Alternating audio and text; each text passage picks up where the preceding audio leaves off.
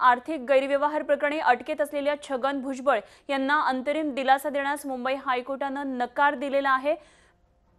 PMLA कायद्यामधल्या काही कलमांच्या वैधानिक तरतुदींना भुजबळांनी हायकोर्टामध्ये आव्हान देत जामिनासाठी हायकोर्टात अर्ज केलेला होता, मात्र कोर्टानं हा जामीन अर्ज फेटाळून लावलाय। जामिनासंदर्भातल्या ईडी न्यायालयामध्ये अर्ज करण्याची सूचना हायकोर्टानं केलेली आहे। तसंच ईडी आणि राज्य सरकारनं पीएमएलए संदर्भातल्या याचिकेवर 4 आठवड्यामध्ये प्रतिज्ञापत्र सादर करण्याचे आदेश हायकोर्टानं दिलेले आहेत। एक महत्त्वाची बातमी येते भुजबळांसंदर्भातली।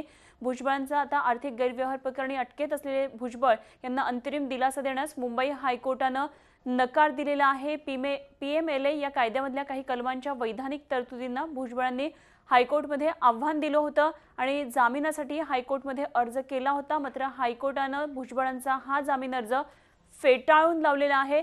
जामिनासंदर्भात ईडी न्यायालयामध्ये अर्ज करण्याची सूचना हायकोर्टानं केलेली आहे। तसंच ईडी आणि राज्य सरकारनं पीएमएलए या संदर्भातल्या याचिकेवर 4 आठवड्यात प्रतिज्ञापत्र सादर करण्याचे आदेश हायकोर्टानं दिलेले आहेत।